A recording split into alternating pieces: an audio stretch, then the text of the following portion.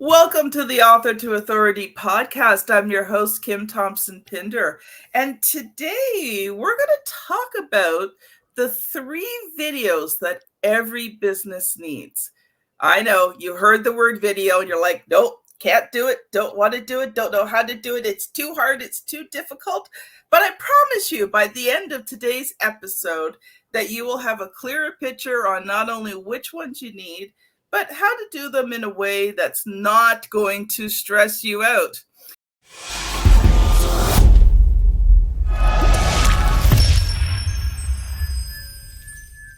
I want to welcome Mark Wonderlin to the show today. He is the visionary founder of Mosaic Media Films, a leading force in the world of video production and marketing. He has a passion for crafting creative business videos that don't just captivate, but convert. Important word. Mark has carved a niche for himself in the video marketing industry. As the driving force behind Mosaic Media Films, Mark brings more than expertise into the video production. He brings a strategic marketing mindset. What sets his company apart is the unwavering focus on the marketing side of the video content. Again, that's another very important thing. And Mark collaborates closely with his clients, delving into the sales and marketing strategies of their businesses and funnels. Welcome to the show, Mark. Absolutely, Kim. Thanks so much for having me here. So I was curious because I think I know, but I'm not going to say anything. But can you just give us a very high level, just let us know what the 3 types of videos are, and then we'll do a deep dive into them a little later in the show. Yeah, absolutely. Whether you sell products or service, the top 3 videos is a business promo, a social media video, and some type of customer testimonial or case study video. Okay, I was pretty close there. So that's cool. Mark, how did you get into this? Because obviously, it's not something that generally people go into, and even into the marketing side, because most people either focus on making the videos, but you also focus on marketing them. So I'd love to hear a little bit more about your story. Yeah, absolutely. Well, my journey kind of started a little over a decade ago, and I was working at a company called Shut Sports, and we were a small marketing team at the time. So usually when you're a small team, you kind of have to do everything. So I did photography, video, print design, packaging design, SEO, you name it. If it was under the category of marketing and advertising, I had my hand in it. And when I moved to Austin, I looked at all my different skill sets and I felt that, video was really where the trend was going. My CMO at the time really encouraged me to do that. And at the time, there wasn't a lot of video content that was creatively artistic, but also had kind of a marketing mindset behind it. It was mostly done by kind of broadcasters from the television station, which is a totally different type of filming. So I took all the knowledge that I had from my kind of marketing role, under the leadership of the CMO at the time, and took my passion for creating video content in a kind of cinematic, stylistic way. And that's kind of where I started the company Mosaic Media Films. And, flash forward to today, and I have an amazing creative team, producer, editor, filmmakers, and other people that are part of the business to kind of help it run, with the goal of creating, compelling content for businesses and brands that not only connect with their viewer on a deeper level, but ultimately convert them. Because at the end of the day, if you're a business, that's your ultimate metric, is conversion. Filling out forms, calling, setting up a demo, whatever that case may be. It's really taking people one step further on that buyer's journey. The one thing I liked about what you said is the buyer's journey. Mm-hmm. We don't often think about what that looks like in terms of, getting someone. Now, there's lots of different ways to get clients. So obviously when you're working with referrals, that's a pretty warm, almost hot market. They're fairly easy to convert.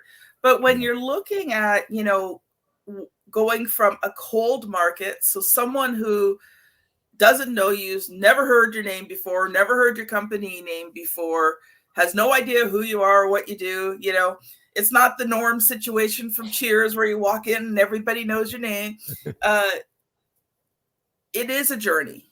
Mm-hmm. And that length of the journey can be either really short because maybe they're ready. right? So they don't need much to get from warm to hot. But other times it's a longer journey where you just take them step by step. They're cold, then they're cool, then they're Mhm. lukewarm, then maybe they hit warm. So I Yeah. love the fact that you talk about the journey, and I agree with you that video is an amazing tool to help people along that journey. And today we are so visually focused, and Mhm. video, you only have to look at YouTube to know that video is one of the great ways to be able to get your company out there. Mhm. Yeah, absolutely. So, Mark, let's dive into these three videos. So I'm going to let you loose for a bit. I know you've come prepared to talk about these three videos. So share with us about these videos, and what sort of things do we need to have in those videos? Yeah, absolutely. So the top three videos is really your business promo or product promo, depending on what you sell. Your social media videos, which is predominantly for advertising, and then you have like your customer testimonial. So really, I guess I'll start from the top of the funnel and kind of work the way down. So, we talked about buyer's journey. So really the buyer's journey, particularly from cold traffic, starts with some form of awareness, right? So typically if you're doing ads on social, that's going to come in the form of a social ad. And that's really your first video. And I say video, but really it's videos, because when you're marketing on social media, you want to test different types of angles.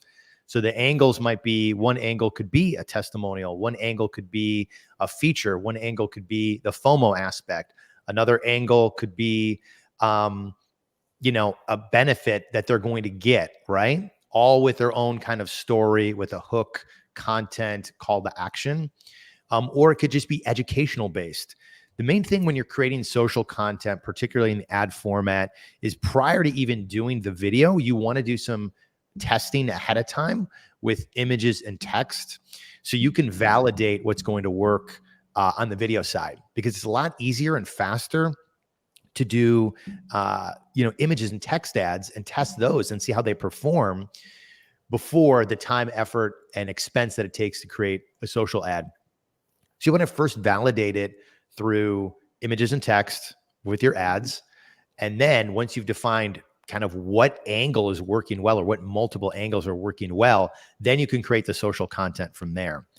And that's kind of your top of the funnel awareness. So from there, you want to get them into your system, whether that's watching the video for 3 seconds and then retargeting them, whether it's, creating another retargeting bucket on people that land on your landing page, or providing, some type of lead magnet or value offer, whether it's a downloadable thing or extra video content or whatever it is, and getting and capturing their email. All three of those metrics are great when, seeing what type of interest are you going to have with that audience. So that's So, kind Mark, of I'm your, going to stop you there for 1 second, yeah, yeah. because you use the word retargeting, and Mhm. most people might not realize what is retargeting, and they've experienced it, but they might Yeah. not know what it is. Yeah. So let me tell you a little bit about what retargeting is. And it's incredibly powerful and can be super cost effective, especially if you have the volume of leads. So what you do is when you set up your ad, and I'll just use like Facebook, Instagram as an example, what you can do is you can say anyone that, either views this video for 3 seconds or goes to the landing page or interacts with a comment, like, or anything, they're creating basically what's called a micro conversion or some type of engagement. So when they do that, you want to be able to show other content to that audience. So that's what retargeting essentially is. We've all experienced it. When you go to a website, you look at a pair of shoes, and then all of a sudden you go other places online and the shoes are everywhere. That's retargeting. So that's essentially what you're doing, is you're basically, when people have signaled to you that there's a level of interest, you're sending them other content about your brand, because people usually will not buy on first click. It's going to take multiple touch points, and depending on where they're at. So, you mentioned earlier, like hot and warm, lukewarm, and so on. And when they're looking to buy or thinking about buying. So you have these different types of buyers. So the hot buyers that are like the top 3%, they're aware of a problem, they're actively seeking a solution, and they're ready to purchase typically within 30 days. Then you have kind of like the aware, kind of buyer that they kind of know something's aware, but they're not really ready to make a decision. They're probably on, a 60 to 120 day time frame. And that's the type of audience where you want to do that retargeting to. They're just not ready to buy. And then you have obviously the lower portion, which is they're not aware. It's completely oblivious. They don't think it's a problem. They're a little bit harder to market to, but it's a much longer sales cycle with them. So back to the retargeting component of it. So once you have those social ads that you validated through text and images, and you'd say, these are the angles that are going to work best. Then you have, any interaction that viewer engages with, like, comment, share, link click, whatever that aspect is, you can then retarget those people later with other social content. And, the strategy really on marketing is like understanding that you want to be able to constantly be learning, constantly be testing different angles, different approaches to find out what mix of content really works best to get your audience to convert. So that's really video number one. Okay, so let's stop video. there for 1 second. Yeah, great. A lot of the audience of the podcast, they're consultants or professionals, they're speakers. So when we look at retargeting, because they're not necessarily selling one-off products, they're probably selling, more high-end services. So, for them, would retargeting also look like, as they're producing, educational content, things like that? Would retargeting work with that to just help position them as sort of that go-to person? Absolutely. Retargeting just keeps them top of mind, and it positions them as the authority. So if you're a coach or you're selling high-level services, like we kind of sell, it's considered like high-end professional services as a video production company. So we use retargeting all the time for people that interact with our content on different social media platforms. And it's really to be top of mind, again, for that longer, person that's looking 90, 120 days in the future, that they're kind of aware of you. Now, that's the first step, is the social media content. The second component, the second video, is really what we call your flagship video. And from a production side, this is usually where we start. So if you're selling high-end services, like you're a coach, or you're selling high-end digital products, training, this is where you want to create that video that tells that story about what it is or who you are and how you're going to make that person's life better. We always kind of explain this video to clients that it's not really a video about you per se. It's really a video about your customer's journey and what their life is going to look like once you work with them. So for instance, if you're selling you're a coach, and one of your offers is one-on-one coaching, and one of them is, $1,000 digital training, right? So that digital training product would be the promo video about what they're getting for the $1,000. So it walks them through, in a 2 to 3 minute video, the story of where they're at right now, okay, hooking them into, so the person watching it is like, yes, that's me. That's the problem I'm having. And then provides the solution to what that digital training is going to provide to them, and then what their life is going to look like. So really illustrating like what they're going to be able to accomplish through going through this, what other people have been able to accomplish through it, what other people have, thought about as far as like an objection turned success. Someone else was like, I didn't have $1,000 in my bank account to spend on this course, but I found a way to get it. And it has been the best decision I've made, because I've been able to 10x my income in 9 months, and so on and so forth. So that's kind of the way we structure that video. So whether it's, a local company, like we'd work with home builders and tech firms, that's about their, what makes them uniquely different. If it's a coach, it's really about the digital product they're selling, or that one-to-one consulting that they're selling. It's that story. And that's usually about 2 to 3 minutes. So the strategy is, just to kind of recap where we're at so far, top of the funnel, you have those social ads that are really is for awareness and engagement. And they're typically really short, like typically less than 60 seconds, veer on the side of 30 seconds, just to capture people's attention and get engagement. So you get that click to go to that landing page that landing page. Now, since they're kind of into your brand, that's where you have that longer form video, because now they've signaled that, okay, this interests me, I want to learn more, and they're a little more captivated. The social video is really just to stop the scroll and, essentially is that hook in the kind of buyer's journey. Mhm. So then what you do is you have that business promo or product promo. The next video, the third video, is really that customer testimonial or case story. Yeah. And this is really great kind of at the bottom of the funnel, but it's also can be excellent at the top of the funnel as well. So these are kind of interchangeable, and that's just how powerful they are. Video testimonials are so good on so many levels because, it provides significant social proof. It can overcome objections. It can tell the story of that person's journey. And ultimately, the person watching the video is trying to envision themselves in that story. We kind of always do this whenever we watch movies, how you relate to characters, like, oh, I'm that person, or I'm really like that person, or you want to be like that person. And that's kind of the idea of a really well-crafted testimonial story. It's more than just tell me about your experience. It's about structuring it in a way that shows where they were at, where they're at now, how they were feeling, and really illustrating that, full case story and arc of what we want the viewer to feel when making that buying decision. Love it. When you said the character that you relate to, what came to my mind is in Lord of the Rings when, Yeah. I can't remember her name. But anyway, she's fighting sort of the demonic thing, and he's like, no man can kill me, and she whips off the helmet, and she's like, I am no man. She kills him, right? That's right. It starts with, I think you're talking about the one in the white. I think it starts with a G, Glendale or something. Yeah, I think so. The name Lord just of the left Rings my fans are head, going to kill me. Yeah. but I know my son's going to kill me too because he's Yeah. like a massive Lord of the Rings fan. But yeah, one of the things I was thinking about when you were talking was the fact that these videos would be very hard to do if you don't already have a very deep understanding of your target market. I call it, your audience of one.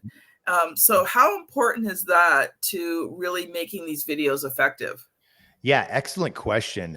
It's very, very important. So one of the things that we do with our clients is we really try to get a deep understanding of who their customer is, what is the problems that they have, what are they feeling, and some clients will even have like a specific avatar, or they'll have multiple avatars. We'll try to appeal to that particular person as much as we can. What I typically do with my staff is I'll say, when we're creating a video, you got to think that we're not creating it for the client per se, we're creating it for the viewer. So really try to live in the day a life of what it's like to feel like them. What are the emotions? What is it like to walk through their day? How are they feeling? What are they struggling with? I'll often say, fall in love with our customer's customer. So, and that really puts us in the mindset of who we're creating this for.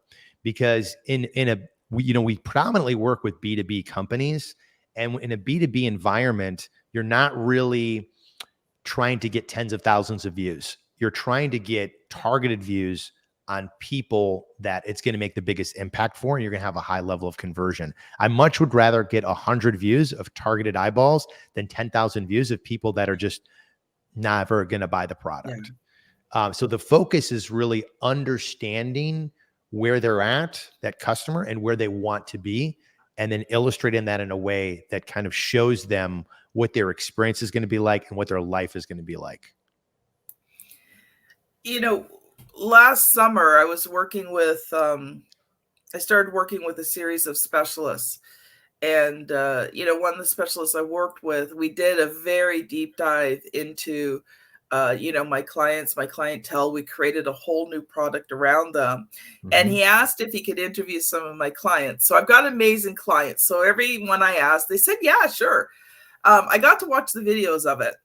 And it was amazing the things that, were brought out that, I knew they were a selling point, but I didn't realize just how important it was to the client. And it amazed me like everything, there was nothing that they said that surprised me in terms of, oh, I didn't know that was a feature that they liked. But it was the priority that surprised me, and how, I didn't see that. And it was only when my clients were interviewed that was brought out as something that was very important to them. Mm-hmm. Yeah. No, absolutely. So say you're, a consultant, a professional, coach or a speaker. Mm-hmm. How can you do this deep dive? Because the one thing I realized is that, I keep saying, today, it's one of those days. I used to be in Toastmasters. So when you said, it clicks in, that's like, yeah, they're not supposed to do that. But what are some things, like if you're that type of person, can you do to really help determine and get that deep dive understanding on your target market? Yeah, absolutely. So the most fundamental, easiest thing is just having conversations with them. And I found, just for us personally, is having conversations post project, because that's when kind of the dust is settled, everything is finalized, and you can get some candid feedback kind of after everything is, finalized, and really just asking them, like, why did you decide to work with us? Where were you at before this? What was your experience like? And that actually can be some great kind of market research, that you can use and leverage for other future content and the way that you word things and stuff of that nature. So that's really something you can do on the back end. On the front end, what you can do is you can just reach out to people who are in your ideal market and just ask them questions and say, I'm not trying to sell you. I just really starting to do some market research. We're considering, really serving this market. We'd really love to hear from you. And I'd love to get your opinion. I think the word "get your opinion" is probably one of the most powerful things you can say to people, because a lot of people, on social media, you can see that they want to give their opinion. They want their 2 cents. And if you say, I want your opinion, they feel like they're really valued. And I've known people that have built incredible businesses based on just getting tangible feedback from people, shifting their marketing, and then it really resonating with people. So it's really the words that you say, the content that you have that speaks directly to your audience can be very, very incredible for your business, whether you're a coach or a speaker or whatever the case may be. So let me give you one example, because you mentioned coaches and speakers on video content they can be thinking about and messaging that can be thinking about. So if you're like a speaker and a coach, for a speaker, if you're getting paid speaking jobs, one of the videos that you really have to be thinking about is what's called a highlight reel. And this is basically a visual video of you on stage interacting with the crowd, a couple sound bites of some of your key points in your keynote, and then, creative visuals, high energy, and then testimonials about your actual keynote, what people thought, what they got out of it. That is when we work with past clients, they use and leverage that to get other speaking jobs. Because a lot of times when you're getting speaking jobs, if you're not really well known, you have to go through an application process, and they're like, send us your bio, send us this, send us 3 topics you can talk about. And then if you have a video in 60 seconds that illustrates the energy that you have, the way that you perform, the way that you deliver the content, the experience that people can have, it really puts you above and beyond other people as far as differentiation, and can get you that, next speaking job, whether it's in front of your primary audience that's non-paid or even a paid gig. It can definitely help tremendously. Love it. Love it. Love it. Love it. Mark, we're going to shift gears here. Now, you told me that you're kind of an author. You did something way back when, but for the sake of today's conversation, we're going to consider you not an author. So I'm going to ask you the question that we ask every non-author that comes on the show. Are you ready? Go for it. Okay, Mark, if you were to write a book to build your business, what would you write about? Honestly, it would be a lot about what we're talking about today. It would be using the power of marketing and video together to connect with your audience, increase the speed of trust, build loyalty, and grow your business. Mm, mm. So something I was wondering while we were talking, because, obviously, print media and video media are different to each other. But do you think that there's a place where those two could, intersect quite nicely? Yeah, absolutely. I think the best intersection is through QR codes, actually. So if you have traditional print media and you're in a magazine, like for instance, we're featured in a magazine locally here in Austin called Real Producers, where they serve, real estate, the top 1% of real estate agents. And we have a digital ad that has a QR code. So basically the QR code kind of bridges the gap between a print ad where you're kind of limited on what you can say, and then a more immersive experience that video and other content can provide. And now QR codes are so ubiquitous now. We're so used to them going through COVID that people know what to do with that. The key factor when you're bridging that gap is that you want that QR code to go to a dedicated landing page, that you have like a video or a short form landing page that's really specific to what that ad is from. You don't want to just send them to your homepage. You want it to be dedicated to that. So in our instance, we have a print ad that's for real estate agents, brokers, and builders.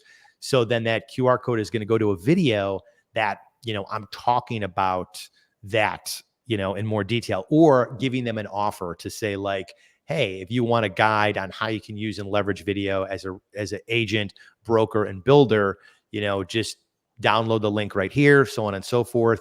And you're just providing value over time. It's like that top of the funnel awareness factor. So instead of kind of an ad being on print where you're just going for the call me now, you're providing value, and you're, doing a longer term relationship build. And then ultimately, if they want to contact you, the information's on that landing page.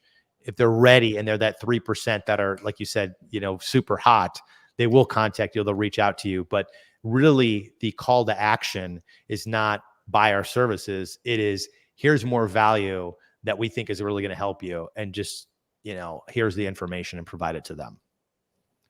I think you could even do that in books, because sometimes, Yeah.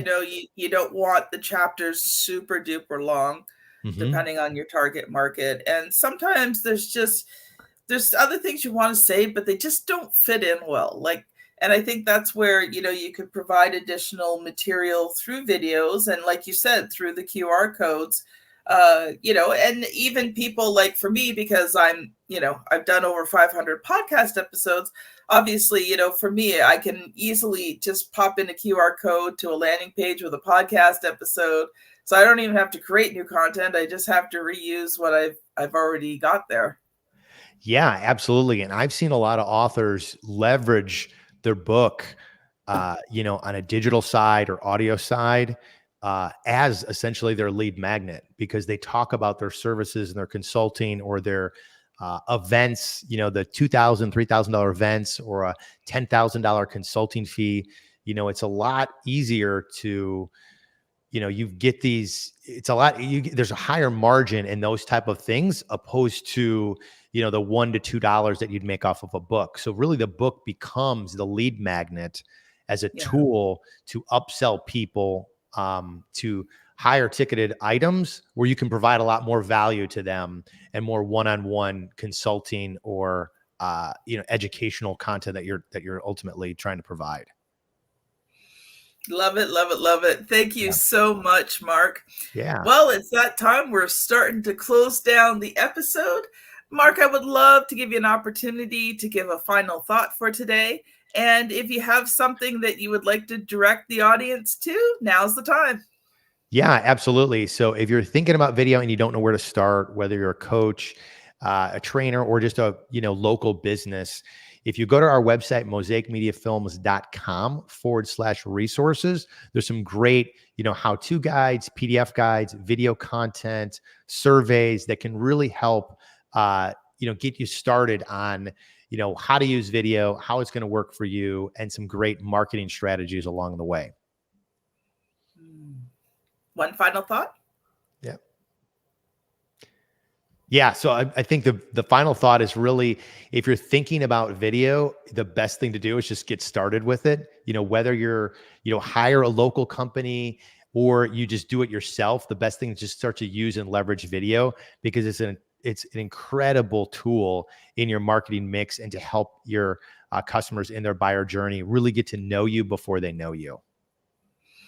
Yeah, and you know what? Your first videos are probably not going to be your greatest ones. So just get them done, get them out of the way.